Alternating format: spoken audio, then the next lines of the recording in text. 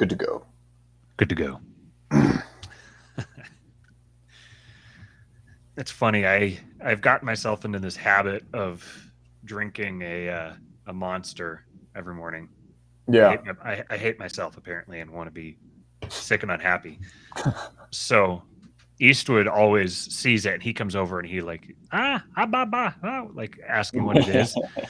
And so of course I can't communicate to him that it's in any way, shape, or form for him.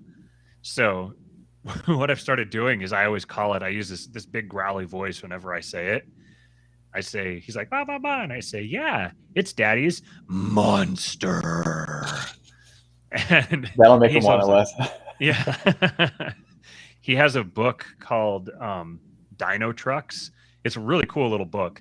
It's like an alternate history. It's like a little board book for kids, but it's like an alternate history where all of the big trucks and dump trucks and excavators and stuff that we see around are an evolved version of dinosaurs. Hmm. And so once upon a time, they were all the dinosaurs, and they had like the Tyrannosaurus trucks and the Doceratops, and it's all these really cute little names, and it's about like cave people fighting with dino trucks in the form of dinosaurs. And then eventually there was a big comet that hit the earth, and then there was they kind of all died, and the ones that did survived and adapted, and then they're the trucks that you see today. So it's his favorite book. It's been his favorite book since he was aware of books. And And we gotta get Rob and Andrew to debate dinosaurs. that's Sometime. true. That would be a Yeah. really good show. That would be a great show. You weren't there for the voice chat evening when Andrew and um, uh, mine just blinked. Hmm. Andrew and Cooper and I were ganging up on Wyman Hmm. and arguing about sola scriptura and stuff like that. So um, it's you definitely would enjoy an experience where Andrew and Wyman were arguing over something. Yeah, it's I'm sure it's intolerable, but yeah, it's like kind of something if you could experience it from like 500 feet away with binoculars or something like that, it'd probably be pretty enjoyable. like like at a stadium, but you're in the upper deck in the Yeah, farthest back yeah, corner. yeah. Yeah, he was sorely missed from the Tuesday evening Warlords meeting. Very much, yeah. Yeah. We mentioned you multiple times, Wyman, at the Warlords Roundtable. Hmm. We were very sad that you weren't there for us to continue to gang up on and abuse. Gosh, if only he were here. We said multiple times. He says he'll be there this Tuesday. Well, That's that's good. good to know because nobody else will. I don't know when we're going to do the next I the mean, next roundtable. not for nothing. I think I fell asleep and woke up at like 3:15 to people like still going strong. Yep. It's like, no, consciousness is, and it's just like, what the fuck's happening? Um, it's just unreal. I mean, if it started at 9, so not it certainly was going on at 3 in the morning. Yeah, we finished at 4:15 your time. Holy shit! Yeah. 9 to 4. That's a fucking job. That's Yeah. a fucking work day. Yeah, basically. And that was like I think when we quit, I think there was 5 of us that were Jesus. there. So it was a good time. There was a lot of different there was a lot of ground covered. We covered a lot of ground. We covered the same ground many times, Hmm. for sure. But then we also covered a lot of other ground because when you're going for 7 hours, there's a lot of time to cover a lot. No shit. Yeah. Yeah. So if you are a dear listener, if you're interested in doing something like that, if that sounds like fun to you and you're one of those strange types, then then you could join our supporting listeners group and you can come abuse yourself with the rest of us. Yeah. Or Subscribestar.com/kingpilled. yeah, that was awesome. Yeah, Wyman wants to know where's Cooper. I don't know. I don't know where Cooper is. He should be in here. You'll know when he's here. Wyman just tagged him in the group. That's safe to say. So there is I don't exactly know what we're going to talk about today, there's a whole bunch of different things that are on my mind, but a lot of them aren't completely fit for publication yet. I Hmm. haven't figured out how to turn them from thoughts into words. Um, but so we were going to do a show yesterday, and we were trying to figure out what to do, and it was scheduling wasn't quite there, so we're just like, I will just do it tomorrow. And so yesterday I posted in the private group there, and asked if, like, are there any questions you guys have? Like, is there easy, can you give us any easy thing to just, like, hey, that's an interesting subject, we'll talk about that.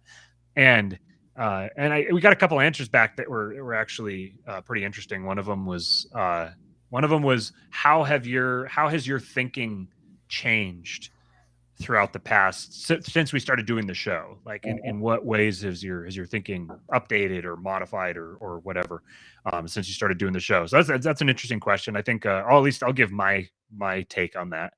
And then the other question was about crypto, and what are our thoughts on crypto? What are our ideas about the utility of it? That sort of thing. It's a very, it's not a very controversial subject. It's not very divisive. There's kind of really only like one school of thought on it, and nobody disagrees. Um, so every conversation that people ever have about crypto is just people outdoing each other, and how much they can agree with each other. So it Not this guy definitely. over here.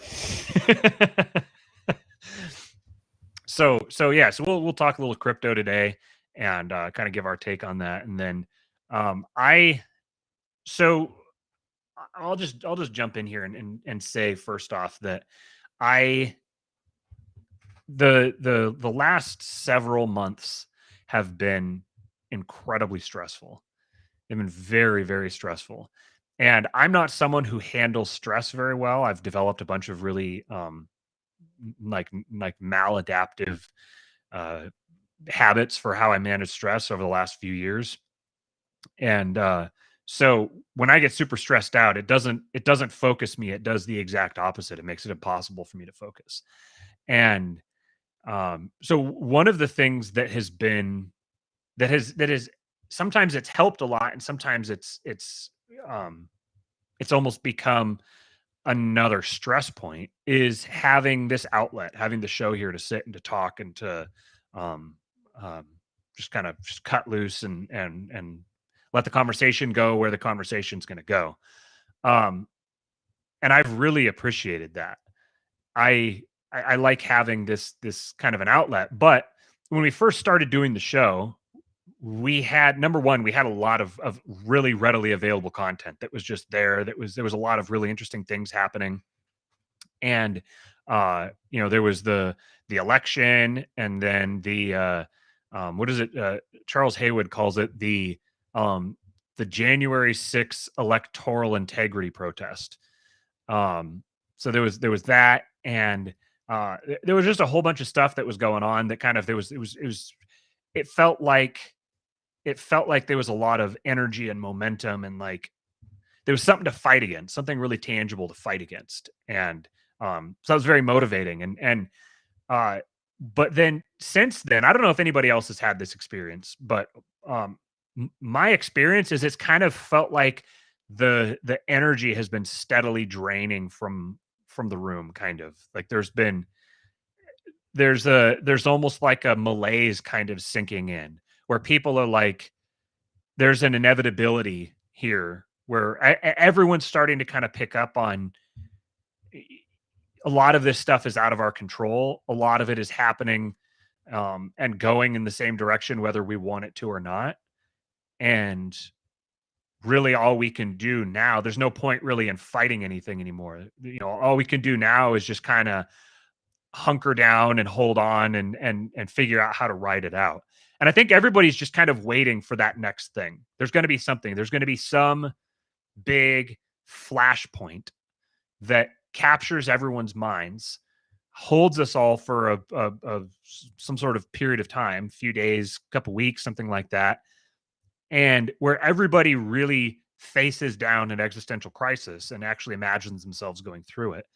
And that's going to really galvanize everyone again. And it's probably going to be something that's manipulated by an election cycle, but that's going to be something that really kind of galvanizes people, and everyone's going to feel like they're ready to charge forward.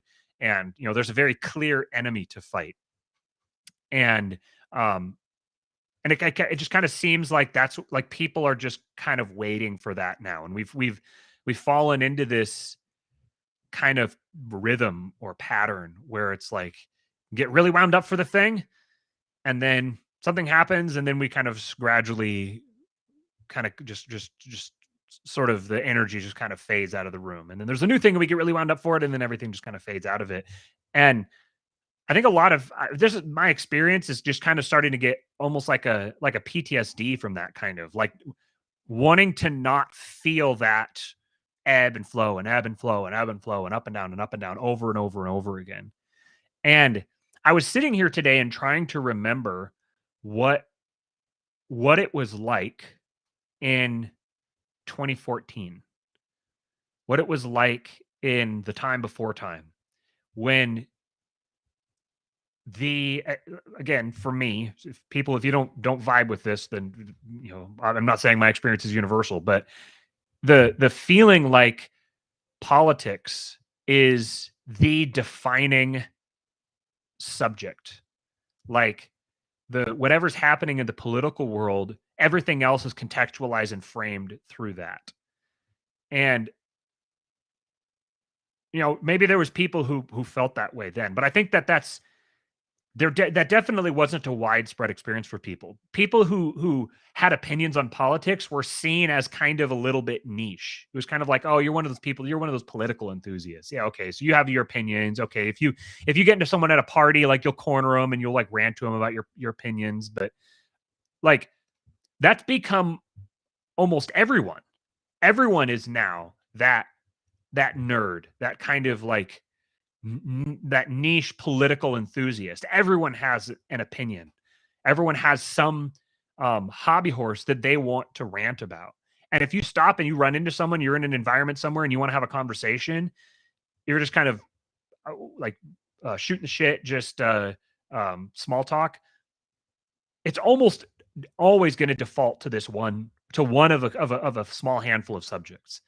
Everyone's going to talk about something related to COVID, something related to the trucker protest, one of those subjects. Like that's something like that is going to come up, if not explicitly, just kind of an allusion to it. And it's almost like people are trying to feel each other out. They're like, okay, so are you one of the others or are you one of mine? And they want to kind of get a feel for what are you going to say? Are you going to reveal your position? Who's going to be the first one to kind of reveal their hand? And then if you reveal your hand and you show that you're at least sympathetic to my tribe, then the walls can kind of come down and we can chat, we can have a conversation, everything's all good kind of. And I realized that two things came to mind with that. One, the other side, so the pro regime side or whatever, the other side, I thought, well, have they been doing this all along? Are they doing this? And if they are, how long have they been doing it? And I realized that they actually have been doing it a lot longer. It's been de rigueur for a long time to within progressive circles to feel you out, to figure out, to suss out, are you one of us or not? We're the ones that are changing. We're the ones who are starting to behave like them. But this is a very it's like a secret police kind of beginning to rise up, where people are naturally policing themselves secretly and trying to figure out, are you part of my tribe? If you are, then we're cool and we can start to confide in each other. If you're not, now I know that you're my local enemy. You're the one I need to keep an eye on. You're the one I need to watch my background. You're the one I need to avoid. You should spend some time. Well, you should take a trip in a time machine, spend time in Massachusetts. Anytime like before, what did you say? 2014? Yeah. Anytime before that. Anytime ever, really. It's because it was like it was such like behind enemy lines kind of a scenario where like what you're describing, although it was like a different process, I mean, it was just being immersed in like, okay, picture this is pre-Obama, but like picture the same sort of like reverence and openness that people would talk about Obama with, in just sort of the expectation that like everyone would agree. It Mm-hmm. was like that about any Democratic politician or topic. Yeah. So it was just like you just shut the fuck up, let people talk about whatever fucking jerk off they were talking about. It just wasn't worth it. Mm. And even because I was like a little fucking queer who like just sort of was into politics when I was like 8 or anything. Just like, you just learn quick. Just like, yeah, they're gonna. That's how people talk. That's what they think. You're surrounded by them. And you don't even know how many people are just doing it because that's like because they're cowboy fans in the 90s. It's sort of the same deal. Yeah. And, Yeah. and it doesn't matter. It's just, that's the soup that you're in. But yeah, like when you were talking about that, it was just like, that's exactly how it was to sort of grow up in Massachusetts or spend any time in Massachusetts whatsoever. But just the openness. Mm. And it's the same way now that people in my kind of experience with like blue cities and red states or whatever will just kind of enthusiastically profess that we're all in this together and we need to stay home and save lives, all that same stuff. It's just the old boss same as the new boss. Mm. Yeah. And it's very clear that it's a like this sort of thing isn't sustainable. Like you can't. There's a trend happening here. There's not a. This isn't a static.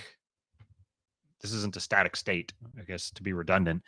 There's a trend line. There's a distinct trend line here, and it's really inevitable. People that don't trust each other like that, people that are on their guard with each other like that, don't spend time around each other more than they have to. Eventually, they do whatever they can to just separate and avoid one another. And I'm talking about this from like an animal instinct kind of way. People don't want to be around people they don't trust. So eventually they're gonna self-segregate to one degree or another. And there's different ways that you can self-segregate.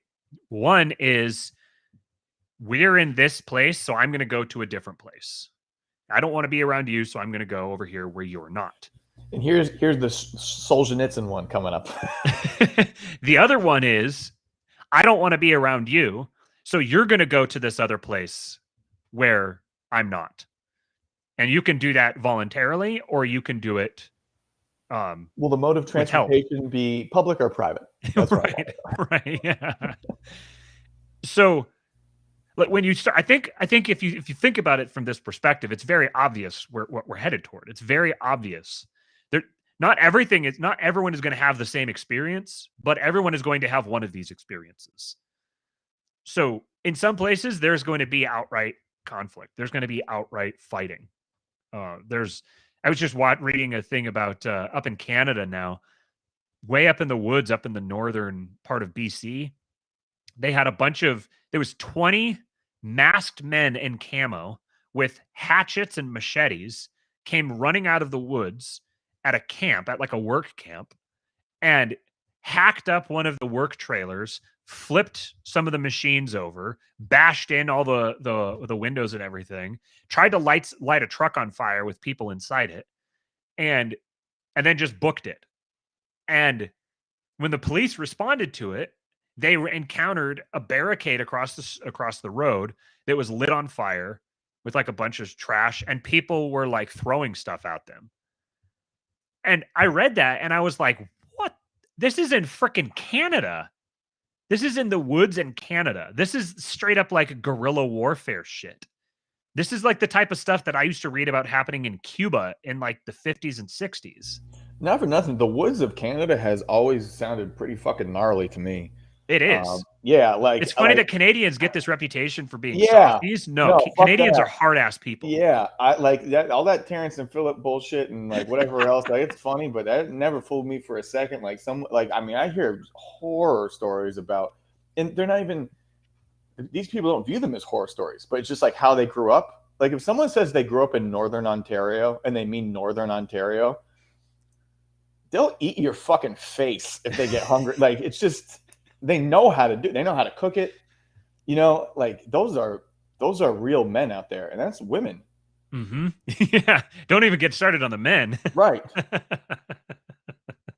There is a province in Canada called Nunavut. It's Nunavut. And the majority of it is inside the Arctic Circle. That right there is actually pretty cute. That's a very Cuban thing to do, is to name you.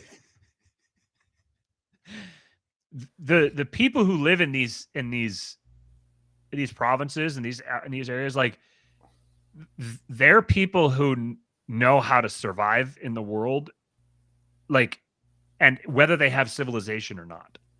They're people who you could like cut down you could take out the electric grid, and they're going to be just fine. Ain't gonna skip a beat. Yeah, they're gonna. Yeah. Oh well, okay. I guess I guess I'll drop out that little part of my life and just keep going the way that I've been going. Man, I love that.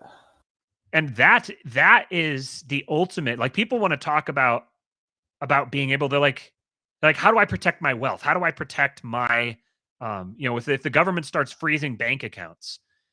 Like, how do I? What do I do? How do I? Where do I put my Bitcoin? Do I need to get like my own wallet? Like, how do I do this? Like, the people are starting to ask that question. The reason I know that is because I'm people. I'm the one who's thinking that way.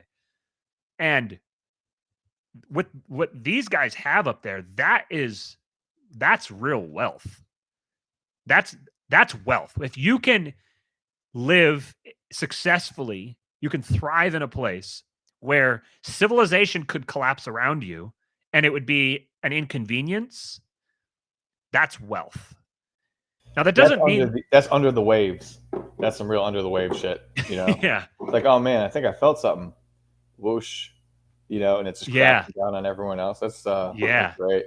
Ooh, that's a really good analogy. The fucking those cannibals and Sentinel Island 2 or whatever the fuck it's called. The ones that like shoot arrows at planes flying over and stuff. They ain't tripping over the electrical grid, probably. Right. Right.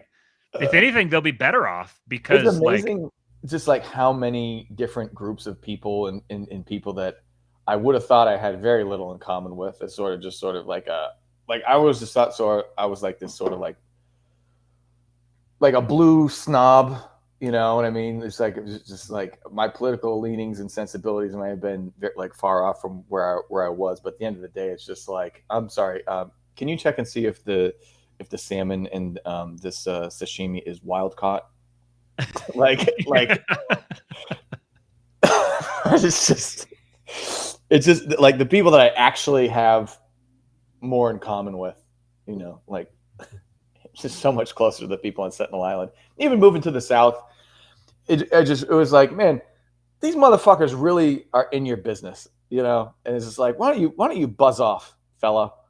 But I'm realizing more and more, you know, after like 10 years of experience and kind of going through all this here recently, for the past 2, it's like, oh, they're all up in your business because they're trying to figure out if you're one of these Northeast people who are going to try to, I don't know, bring mask mandates and vaccination mandates and things of that ilk. You know what I mean? They're trying to figure out, just like, hey, can I trust you? Like, I might go about an annoying, passive aggressive kind of way in an accent that is just completely unbecoming to me still. But at the end of the day, that's what the goal is, you know. Mm-hmm. And just to think those tribes in the woods, the people in the middle of the country, you know, that although I agreed with them politically, I thought I would have nothing to do with. Man, those are my people. As it turns out, I was wrong. You were right all along, everyone else. This is, if you listen to the last show, then listening to that and listening to Steven talking here, you're probably picking up on the fact that one of these days he's just no longer gonna exist in civilized society. He's gonna go full. What was the book of the? If I wasn't so useless as a man, absolutely, I would have been gone, man. But like, unfortunately, here I am. I'm trying to remember the book. I used to love reading the book of the kid that, like, I think he was in a plane crash on an island or something like that, and then maybe he was like up in the woods in Alaska, and he made himself. He was able to just survive in the woods. When I was growing up, I was always really jealous of that, or not jealous, but like, Like I was like, I would love to be able to live like that, to just take a few years and just go live in the woods, just live off the land, um, just completely alone, isolated, never talking to anybody else. Like I wouldn't want to stay that way the rest of my life, but just to do that for a handful of years, and then to know that you could, to know that you have that capacity, that if there's a full blown shit hit the fan situation, you're like, all right, I'll just head back out into the woods again for a little while.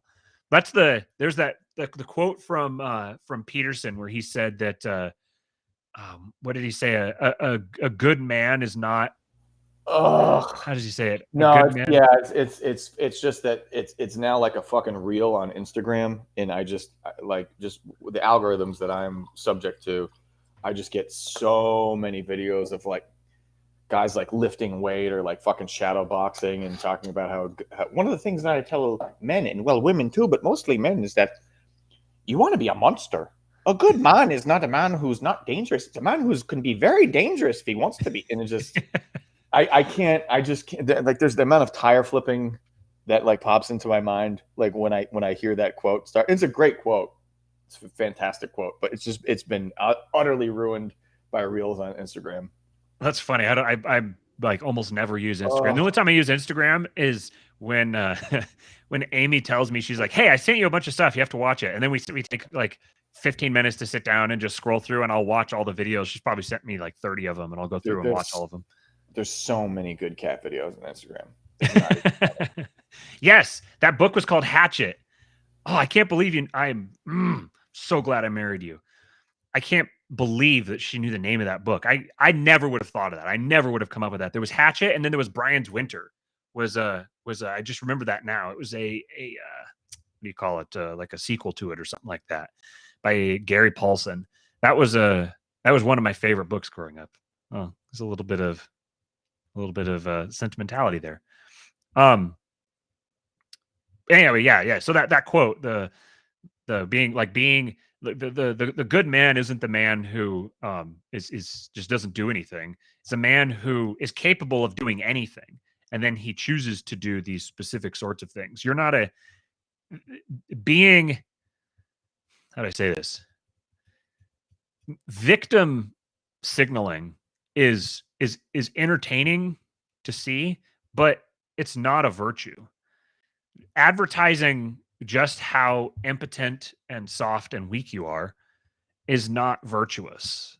It's a pacifism is not pacifism is like a I don't know if it's officially a Christian heresy, so I probably shouldn't say that, but I wouldn't be surprised if it is. There's nothing strong or good about being soft and weak and not being able to defend yourself or your communities. So as I'm watching things that are happening and kind of trying to evaluate just how much they're being accelerated, I this is where my mind is focused, is starting to realize that we're we're at the point where there's probably no use in trying to even modify the descent of the regime. Like the regime is in free fall, and the only thing that you can hope to do at this point is ensure that you're not in the footprint when it lands. And or that run directly towards it and just pray for sweet release. like take what do you call it, a rocket backpack, and just like shoot yourself up into the bottom of it as it's coming Yeah. down. Yes. Yeah, it's the if no, we're not going that route. We're not going that route. We're staying away from such subjects. Yeah, I just encountered a new thinker, a new guy that there's this funny thing that happens to you once you get like, and that sounds really really arrogant. Once you get a few followers like on Twitter, I don't have anything compared to most people, but I have more than most people. So I have I'm at this point now where I'll be listening to something and I'll come across this person I've never heard before. And I'm like, wow, that guy's really interesting. Man, I want to know everything that guy has to say. I'm going to go follow him on Twitter. And I go there and he already follows me.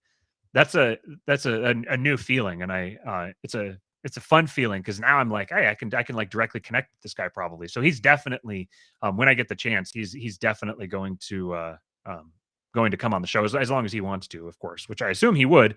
His name's Charles Haywood. He was just uh, on Buck's show and on Pete's show, and I've just finished his conversation with Buck and started his conversation. Or no, I just finished his conversation with Pete too, and I'm listening to his conversation with Alex Kashuta.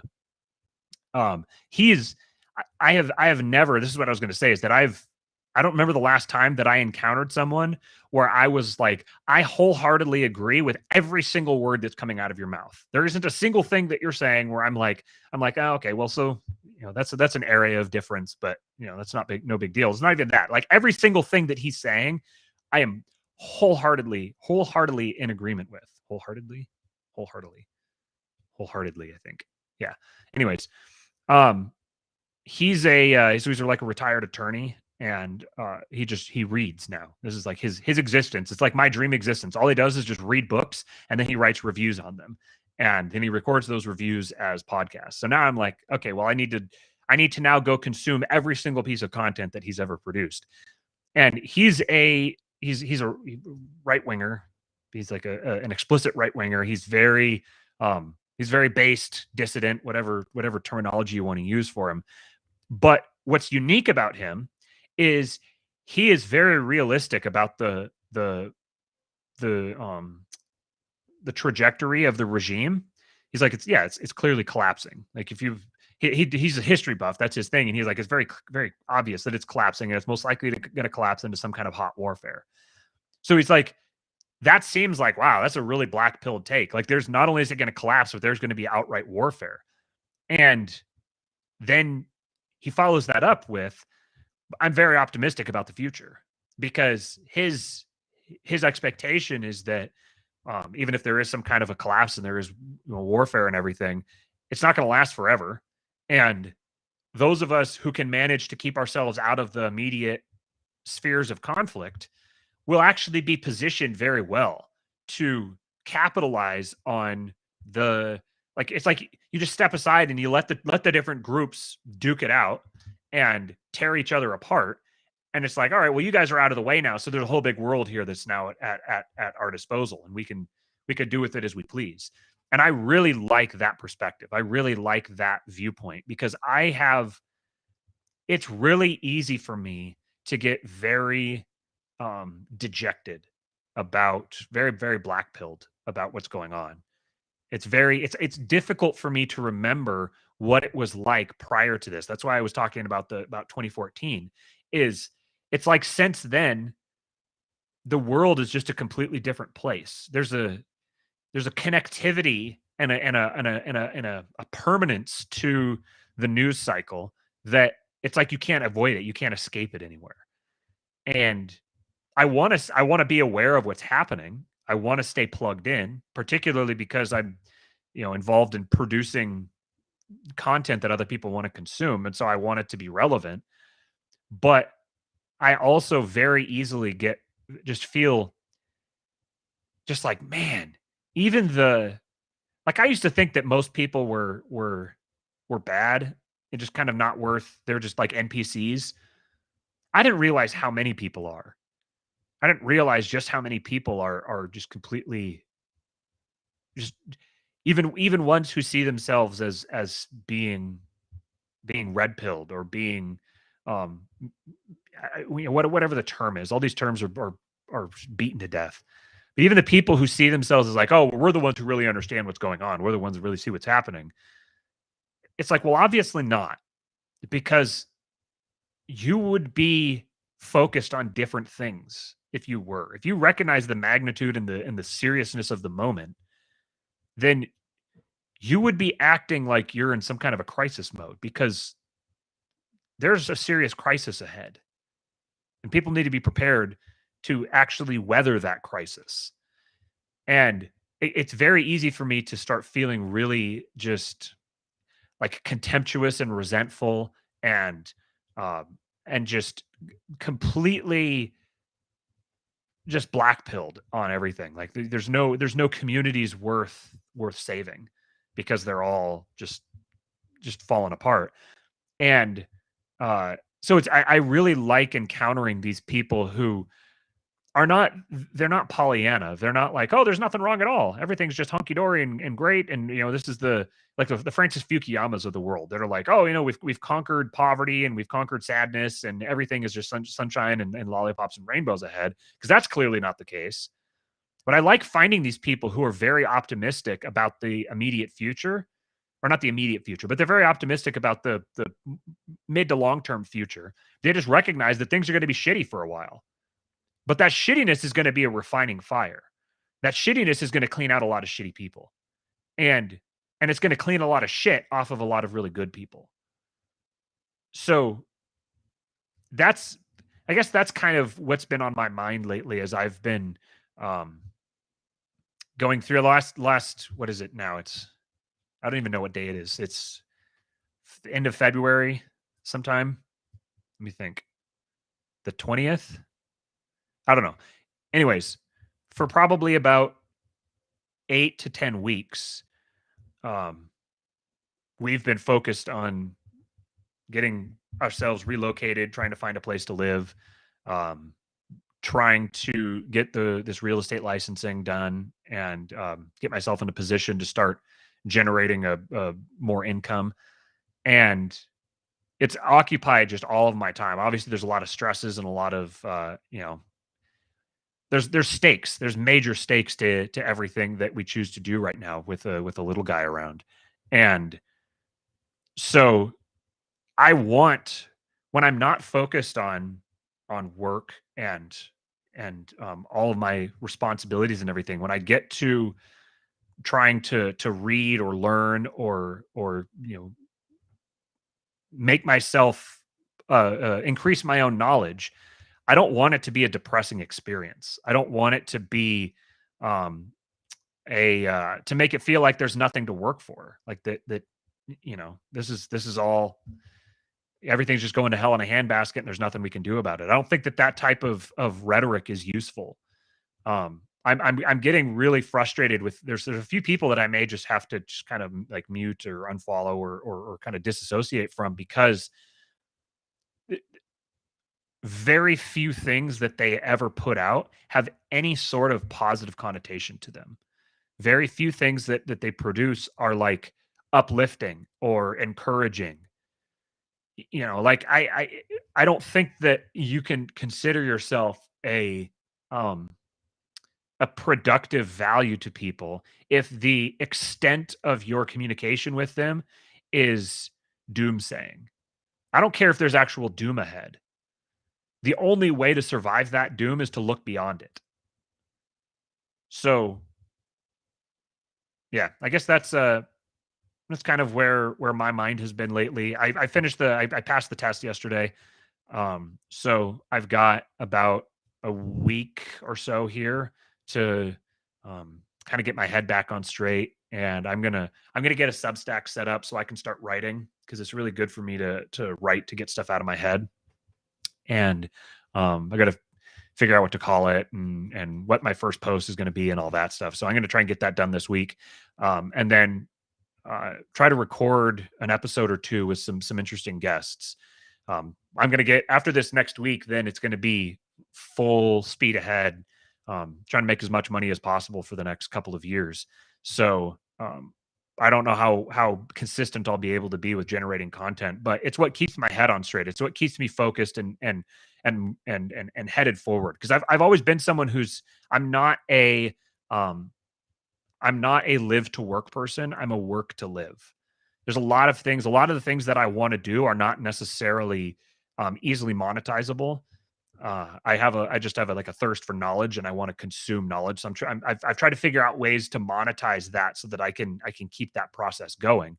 But ultimately, I'm someone who wants to put myself and my family in the financial place where I can dedicate as much time as possible to doing like what Charles Haywood is doing, just reading and cranking out content about the content that I'm consuming. I have a lot of traveling. I want to go full Randall Carlson. Kyle Carroll said that he said he's watching Randall Carlson on Joe Rogan, and he said this is very clearly Matt in 30 years. and I would love that. I'd love to be Randall Carlson in 30 years. Travel around and look at rocks and imagine the next big flood and when the next comet is going to hit the earth and just wipe us all out. That's not depressing to me. That's exciting. But so part of my interest in getting into crypto is the fact that I don't know anything about investing. I don't know anything about like how to manage money beyond the just making it step. So that's another thing that I want to focus and study and try to understand. And so then I've got some thoughts on crypto based on that. But what did you have? What has been your experience over the last year and a half or whatever since we started doing the show?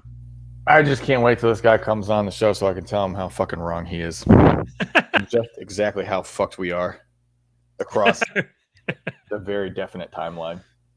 Yeah. But yeah, that'll be interesting. I'm interested to hear both sides of that. I don't have anything. No, I don't know, man. For all the Christians, it's just like it kind of seems like the moral of the story is you're going to take a big fucking L. And if you live in the right way, people will tell stories about you forever. So the idea that we're not going to take a big fucking L is just ridiculous to me. It's been L after L after L, and the L's are going to keep coming. But I don't think the point is to not take L's. Maybe is the whole point of Christianity or whatever. But yeah. I would just imagine the L's are just going to keep on rolling in. They're just going to get more. They're going to get more looking like this right here. They're going to get more. Technologic. They're going to get more internal. Man, Bitcoin. Can't wait to talk about Bitcoin because that's going to bring a whole new set of L's. You remember when everyone was real excited about the internet? It's like, oh man, we're going to get information out there. And now no one will be able to put our truth out there and everyone will know the truth and they can't censor us. You remember that? Remember that sentiment about the internet? In your pocket, you have a device where you can look at every piece of information, the history of time, blah, blah, blah, blah, blah. Great. Okay. How's that working out? I think that's exactly what's going to happen with Bitcoin. I don't mean to be a bummer. I just somebody who's just I just realized my nipples are on the television. Okay. That really was, I realized I wasn't wearing a shirt and then I was like, this cat's really cute. I want to disturb her. And so I won't go put on a shirt. And I realized I can kind of twist it into the idea of, in the Warlords meeting, these absolute goobers, no offense, fellas.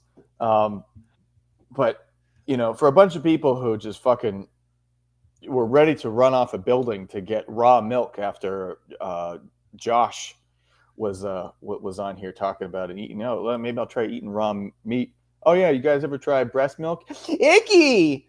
Ew! You fucking losers! What the hell's the difference? Yeah, we had a very weirdly long conversation about breast milk. I figured maybe, and I was going to pretend like I'm not wearing a shirt on purpose. And it's like, yeah, I figured maybe if I didn't wear a shirt, I could convince you. But what the hell? It's also what the name has to do with Lucky Charm Stevie Boy. If you know, you know. Yeah, if you don't, if you know, you know. Bull Lucky Charms. But man, I couldn't believe just what a bunch of sissies. I don't know how I don't know what the average age. Maybe it's an age thing. I don't know. Maybe before you get a 3 or a 4 in front of your age, you're not ready for that kind of talk. But we're gonna get my buddy's wife's breast milk. All right. There we go. Like there it is. I was just gonna say we're gonna get Wyman's take on breast milk, and there it is. Poor Amy. My wife is not enjoying this conversation.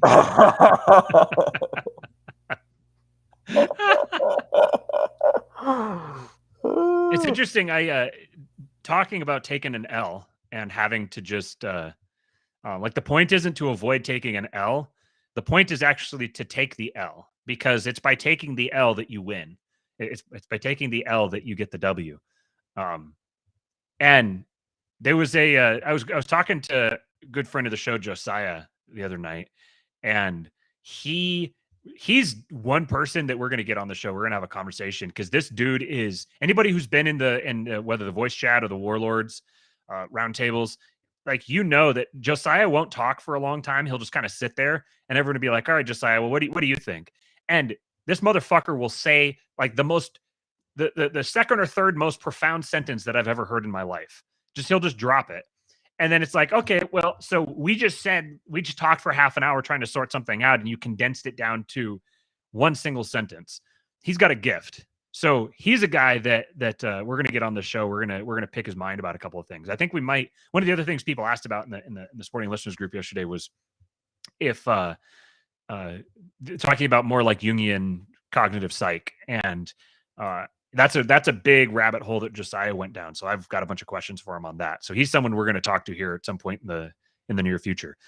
So I was messaging back and forth with him yesterday, and I don't remember where I thought of this. It was condensing down something we were talking about, but I just wrote, value is subjective, truth is objective. The delta between the two is suffering. Suffering is the product / the indicator of a disordered value hierarchy. The only way to truly eliminate suffering is by ordering your value hierarchy to capital T truth. Attempting to eliminate suffering without ordering one's value hierarchy to capital T truth ensures a wider delta, which is more suffering. Suffering is not meant to be eliminated, it's meant to be felt. So suffering is a signal that you are out of alignment and you need to get back in alignment. So the suffering is actually really valuable. Imagine if when something went wrong with your car, your check engine light didn't turn on. So you didn't have any idea that something was going wrong with it until your engine caught on fire. That's what happens if you eliminate suffering. Suffering is actually the tool that cleanses and refines and purifies us.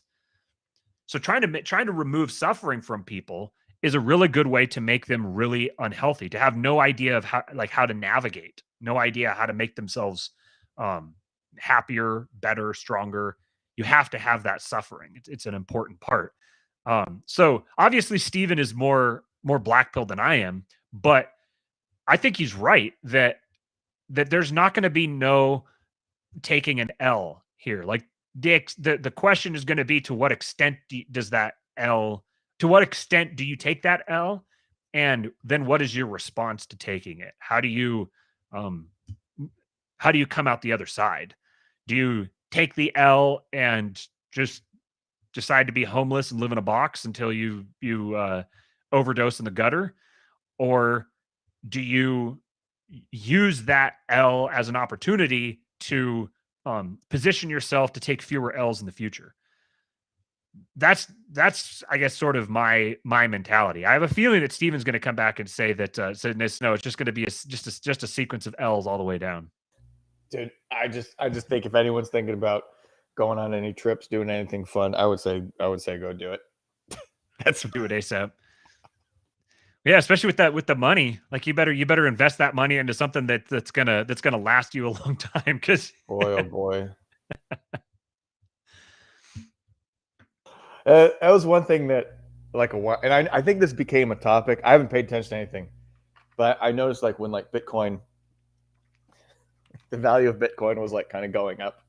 It was the same people that were talking about, yeah, look at the dollar's falling apart. It's just like, it was like, man, I guess I don't totally, but if you're looking at it from that perspective, it's just like you got one thing on this side of the equation, the other thing on this side of the equation. Like, what are you converting Bitcoin to, buddy? You know what I mean? That's like when you're looking at selling. The other day, Cyprian had an interesting thought. He said, buying Bitcoin won't fix anything. Earning Bitcoin will. And someone responded to him. I don't remember what they said. They just kind of pushed back on what he'd said. And he said, well, like, what's your primary means of acquiring US dollars? Do you trade for them via like rubles or pounds or something? No, you provide a service for which people will pay you in US dollars. So if you're looking at the currency aspect of Bitcoin and your goal is to accumulate Bitcoin, then figure out how to provide a service that someone can then pay for that service in Bitcoin. That's the way to acquire Bitcoin, because now the wealth isn't in the Bitcoin that you acquired. The wealth is in the skill set and the network and the service that you're providing. Because that's the just by its nature, that's a service that can survive the whatever the nature of the crisis is. I don't like saying coming crisis because I think we're already in it. I think people who see it as a coming crisis are going to see it as a coming crisis until it's no longer a crisis, and they're not going to be able to tell that it's no longer a crisis anymore because they couldn't tell that they were in a crisis in the I agree first with place. Cyprian. You need to have rare and specialized skills. I like it. Yeah, it's very good that he is out there delivering that message because nobody else will. It's important to have people around who will advocate that people control the source of their income, Have rare develop and rare and specialized skills, Mm-hmm. and then connect those to a strong community of people who have the same thing.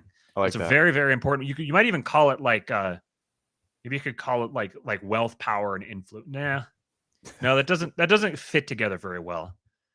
Yeah, we'll work on That'll it. We'll never come up take with off. something. Yeah. I forget what we were talking about. Me too, but that was funny. Oh, Bitcoin. So my take on Bitcoin probably isn't worth very much. I don't know enough about it to really be able to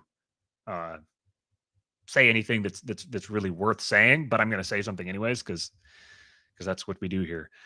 I I'm very interested in Bitcoin. I'm very intrigued in trying to understand it, and mostly in trying to understand it from a philosophical perspective. I want to understand the philosophy of it. I want to understand the implications of it. And a couple guys I've been listening to a lot recently. I've listened to a bunch of people, but just recently, the ones I've been listening to are Robert Breedlove. I started going down the rabbit hole of his "What Is Money" podcast, and then he had a guy on named Jason Lowry who was talking about violence, and his take is it's interesting. He says Bitcoin is violence. That Bitcoin represents the evolution of humanity to the point where we've figured out how to port war into the digital space and basically convert the zero sum competitive instinct of power brokers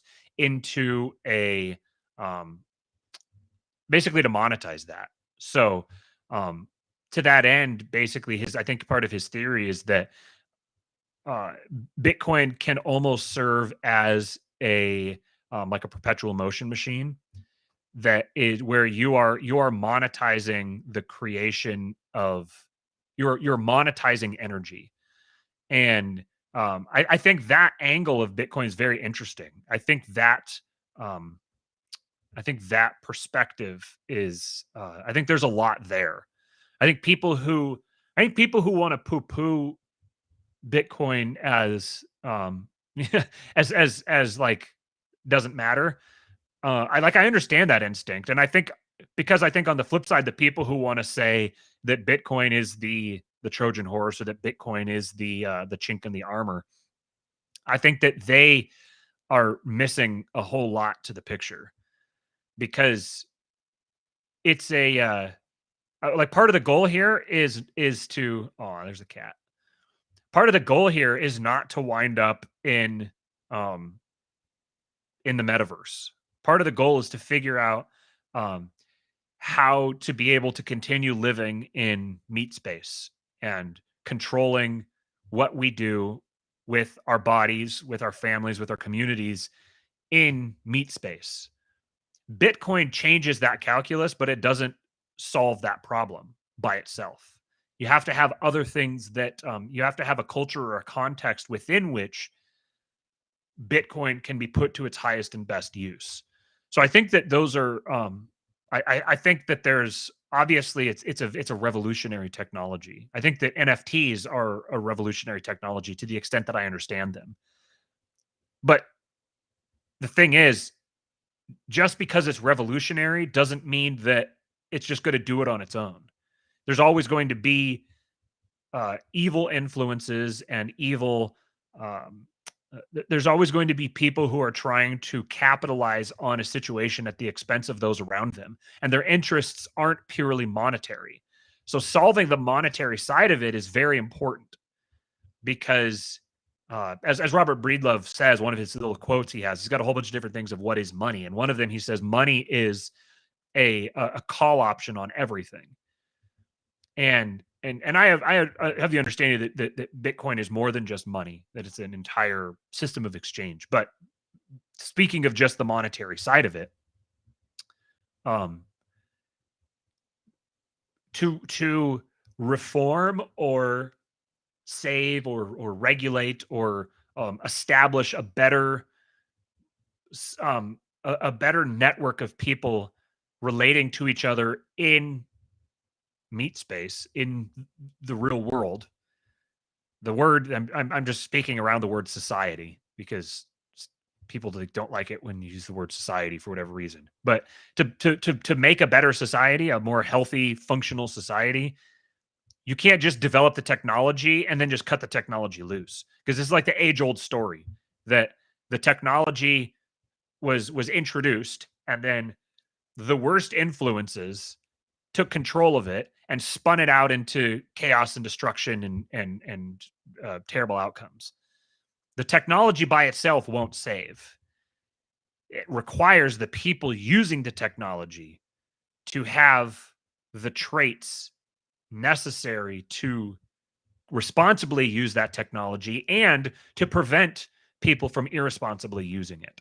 Those things are necessary as well. So I'm very interested in Bitcoin. I think it's a big deal. I think it's um, I'm kind of open to anybody's take on it. I'm not closing off any particular perspective, but um, for it to accomplish what the Bitcoin fixes this people want, the people are going to have to change in very specific ways, not just in general. So, yeah, I guess that's my that would be my general take on Bitcoin and crypto, more broadly speaking. I'm sympathetic to the notion that there's Bitcoin, lowercase b Bitcoin, and then there's capital B Bitcoin or BTC, and those I understand those are different things. And there's some people that will say no, they're not different at all, and I'm not. I like clearly they're different, or people wouldn't be having a conversation about whether or not they're different. So, um, yeah, I've taken Cyprian's Bitcoin Mystery School, and I found it very, very helpful. I would highly recommend it. I learned a lot from it. The biggest thing I came away with was that I don't want to say that I understood Bitcoin less, but I like when I went in there, like Bitcoin was this to me, and I was like, oh, I understand this much of it. And when I left, I was like, oh, Bitcoin is actually this, and I still understand just this much of it. There was so much more that I realized I didn't understand. But now I have the awareness that those things exist, so I can go explore and try to understand those things better. Um, there was something else here that I wanted to a little something, just some thoughts that I had that don't really have any direction to them. Did you have any takes or any thoughts on crypto beyond what you've already said? I can't. I just can't wait until all this right here is used to fuck everyone in the ass, as opposed to this right here. That's all. Okay, so I'll just polish it off with this. I was going through some old notes of mine. I just randomly write notes in the notes app on my computer, and I found a couple interesting things here that I just wanted to share. I can pull it up. One of them is a theory kind of, and then the other one was just me trying to boil things down to kind of really simple principles. So for people who are thinking about like getting into like taking some kind of a political action. Like for example, there was this video that was going around. I retweeted it yesterday of this guy, and I think he's in North Carolina, and he's talking to like the school board or the city council or something. He's just giving it to him, and he's talking to him about like how he's a black guy, and he's talking about how racism in his experience, Wait, what? racism. He's like, in his experience, race, the only place racism exists is within the government and the media. Like it is just isn't anywhere else. And that there so he's accusing him of race baiting, and then he goes after the men dressing up as women in bathrooms and stuff, and says like his little girl is not going to be, he doesn't want his little girl rubbing up against men in the pool. So he's like, he's giving it straight, and he's like, this isn't like, you guys aren't going to do this anymore. You're not going to keep toxifying our communities like this. We're going to start fighting back. And it was just, it was powerful. And the thought that I had when I heard it was like, in years past, like, I don't know, 100 years ago or something, a guy like that would have commanded armies. Maybe it probably been longer than 300 years ago. But there used to be outlets for men like that, where they would take that ability to that charisma, that ability to speak, to persuade, to lead, that willingness to speak the truth in spite of the risks, that boldness. Men like that used to have an outlet. They would lead armies. That man would have led armies. He would have commanded nobles. He would have owned his sphere of the world. And today, men like that are being confined into cubicles, being fed horribly toxic food, drinking water with all kinds of chemicals in it. You know, like, it just, a thought I had last night was like, imagine the world if there was a new era of knighthood, of the actual, I don't mean necessarily the actual way that knighthood turned out, but the concept of knighthood, of where the ability to constructively engage in violence, and pairing that with people whose entire focus is becoming, like, optimizing, men who are optimizing themselves for the role of controlling those violent engagements. We've with a society that's tried to, there's like this paradox that this society has tried to abolish violence, and in so doing has made the society far more violent, but like incompetently violent. Now people don't know how to be violent anymore. It used to be that little boys would roll around in the schoolyard and kick the shit out of each other. And as they grew up, they would understand how violence works. They would understand power dynamics. They would understand when to shut their mouth and when not to. But like, because little Fuck boys Johnson, can't buddy. fight anymore. What? Fuck Johnson. That's right.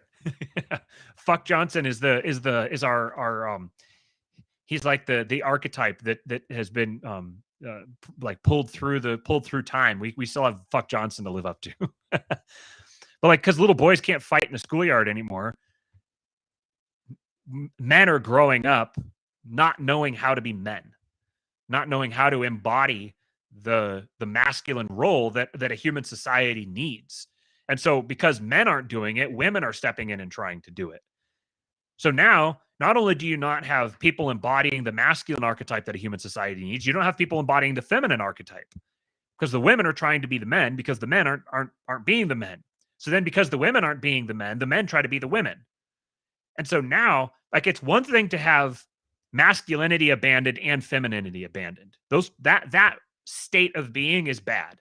What's even worse is having men trying to be feminine or women trying to be masculine. That's compounding. It's like fractally bad. It's compounding the badness. And this is all from a society attempting to ban violence, trying to outlaw violence. You can't outlaw violence. The very notion of outlawing violence is violent. So But It's just at the fraud same and time, treachery. what's that? It's just fraud and treachery now, which is how like It's foxes. Yeah, it's Pareto's people foxes. are controlled now through those means, which is Right. probably just easier, It probably is. just I more mean, convenient.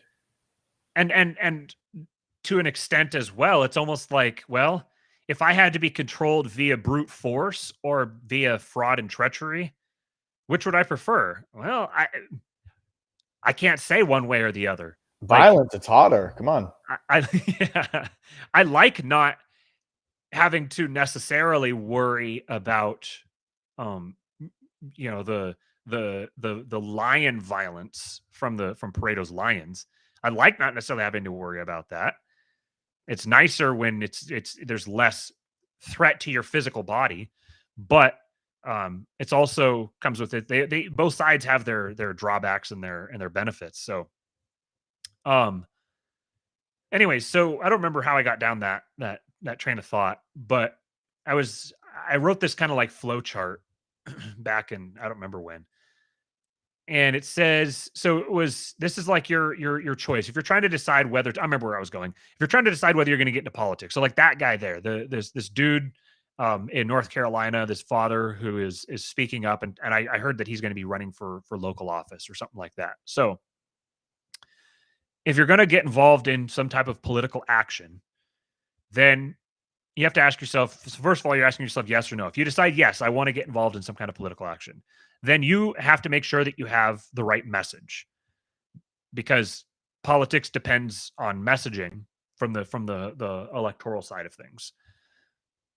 So if you've determined that you have the right message, you're like, oh yeah, my message is just right. Okay, great. So then you have to figure out if you have the right medium, because without the right medium, the message doesn't matter. Your message and medium have to match. So then if you've determined that you have the right medium, then you have to make sure that you're targeting the right audience. Those two things kind of go hand in hand. The medium will depend on the audience. So if you've determined that you have the right medium, well, a good way to test that is to figure out if you're talking to the right audience. If you think that you've targeted the right audience, then you have to make sure that you're offering the right product. So you could have the right message, you could have the right medium, you could be talking to the right audience, but you could be offering them a product that they don't want and or will never buy. And then if you get all of that right, if you've determined that you have the right message, that you're on the proper medium, using the proper medium to convey that message, that you're targeting the right audience with your message and your medium, and that through that message, via that medium, to that audience, you're offering the correct product to them. If you've determined all of that, then you have to make sure that you're the right person to sell that product to that audience through that medium with that message. And if all of those things are not in alignment, then the answer to your political action question has to be no. And each of those is a rabbit hole in itself. So ultimately, the big takeaway here is that for the vast majority of you, getting involved in political action is no. The answer is no. You're making matters worse. So that was the first little thing that I had written. The other thing was, so there's this thing called Parnell's law, Parnell's iron law of bureaucracy, and what it states is essentially that in any bureaucracy, the people devoted to the benefit of the bureaucracy itself always get in control.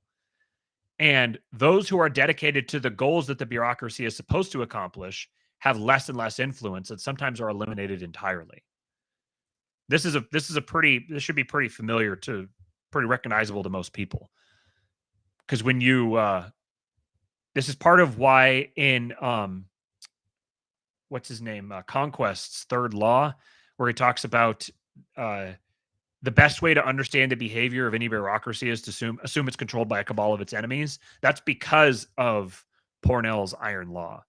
Eventually, there's always going to be two types of people who are in an organization, the ones who are working for the goals of the organization and the ones who are working for the organization itself. And the latter group is always going to eventually take power and ostracize the former group. And this is also why um, everything is moving left constantly, because every single organization that's not explicitly right wing, that's not explicitly dedicated to its goals, eventually gets overtaken by bureaucratic people who are by their own nature. The managerial class is by its own nature left wing. So I had this theory as I was thinking about like the different roles that people play in a community. You have some of the people are like the original thinkers, the people who bring just really original ideas into the community. Nobody else is thinking or talking about the sorts of things that until they start talking about it. They often spend a lot of time like removed from everybody else. And it's kind of like they do all of this thinking and they synthesize all these ideas and then they come deliver them to the crowd. This is kind of the role that shamans have played in the past. There's usually some kind of shaman role in basically every society. This is the scientists today are playing the same type of role. The people who bring the new ideas to bear, and then the second type of people who are the ones who they don't necessarily have like either the gift or the insight or the connections or the time or whatever. They don't have the resources to generate their own new ideas. They're the ones who are closely connected to the people who are generating the new ideas, and they're the ones who are collecting them, putting them together, and then disseminating them. So they're the ones who are like determining what ideas from the fringe are brought into the collective. They become almost like gatekeepers. And you'll see this naturally in any like online community. You'll see the people who introduce the new idea, and then you'll see the people the people who primarily talk about their own ideas, and then the people who talk about other people's ideas. They didn't come up with them themselves, but they talk about other people. They're the ones who are spreading the ideas that the other people brought. And if you think about like the a community is like kind of like a closed group, and there's the people who are on the fringes who are going outside the community, finding ideas from outside the community and bringing them back.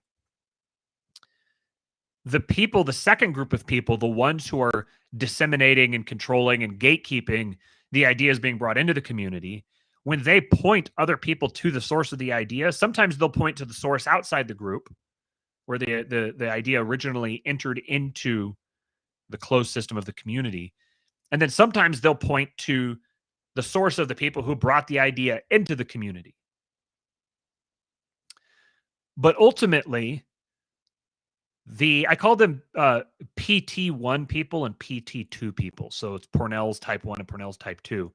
The type 1s, the PT1s are the ones who are bringing the new ideas. The PT2s are the ones who are receiving the new ideas and then disseminating them and telling other people which ideas they need to take seriously. And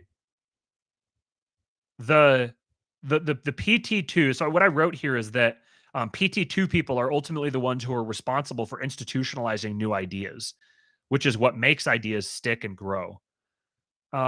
They are dedicated to the ideas and to sustaining and spreading them, but they don't necessarily troubleshoot the ideas themselves. In this sense, they function really effectively as middle managers, delegators, organizers, etc., but they ultimately depend on the PT1s to set the vision. Without the PT1s, the institutions will become corrupt and decay into stale bureaucracy. As the PT2s eventually start to take over the organization and they control the organization and its goals themselves, they start shutting out the people who are injecting new blood. This is where you get a situation where like a ruling elite begins to ossify because there isn't a way for new blood to get into it, which is something that Pareto talked about in his Circulation of the Elites. The way that the surest way to get a toxic elite class is to shut it off from new ideas coming from the outside, which the people who do that shutting off are the managerial types, the people who are responsible for disseminating and gatekeeping the ideas that are brought into the community. So without the PT1s there to set the vision, the institutions are going to become corrupt and decay into stale bureaucracy. So they're the bridge from the outer world into what would otherwise be a closed system of ideas. However, the PT1s, they depend upon the PT2s to make those new ideas into a reality. If you just have the guy who's going and getting the new ideas and bringing them, but not like doesn't have any way of connecting them to people, they don't know how to sort groups of people, they don't know how to market or whatever it is to introduce to spread the new ideas, then the PT1s will never they'll never go anywhere. Their ideas aren't worth very much if they can't communicate them to people. So I wrote the so the PT1s depend upon the PT2s to make those new ideas into a reality. If a group has only the former, then new ideas will never get off the ground. They'll remain inside group chats and books and internal documents. They need a bridge to the outside world, and that's the job of the PT2s. So the PT2s bridge the people who bridge from the outside world. Um, so I was just thinking about this in terms of like as different people are trying to figure out what to do with themselves, they you like Cooper. They you might think about yourself as like which one of these people am I? Am I the type who brings new ideas to bear, who's introducing new ideas to the rest of the group? And if so, then you have one set of responsibilities. You're responsible to be um, rigorous in your thinking and make sure that you're consuming ideas from not necessarily from toxic sources. You're not opening yourself up to you're not taking counsel with demons, so to speak. And then if you're the other type, if you're the type that you'll recognize this in yourself, right? Like I'm not the one who's bringing the new ideas to bear. I'm the one who's getting ideas from other people and just telling people about it. If you're that type of person, then recognize that you are part of the managerial class of your community, and that your responsibility then is to be a good manager and not to fall into the traps that bad managers fall into. The hyper bureaucratization of the group or of the organization is a consequence of people who are not taking their managerial roles seriously. Anyways, those are just some thoughts that I came up with as I was scrolling through my old notes that I took back in the day.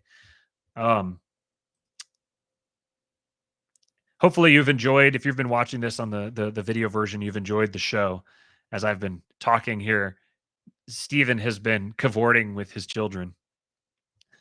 People love cat videos, Matthew. The entire internet was built upon them. Yes.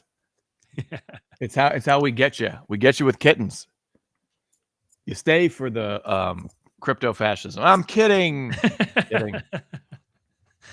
All right. Well, I think that's all that I had. Do you have anything else?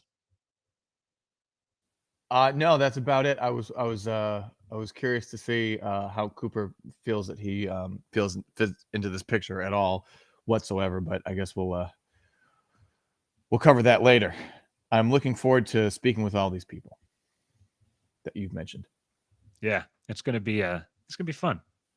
We're gonna go down some rabbit holes, because the one thing that with Buck and Pete, both their conversations, it's sort of the nature of the structure of their shows that they do the shorter show. They just keep it to about an hour and a half, and so they cover multiple different subjects within that stretch of time.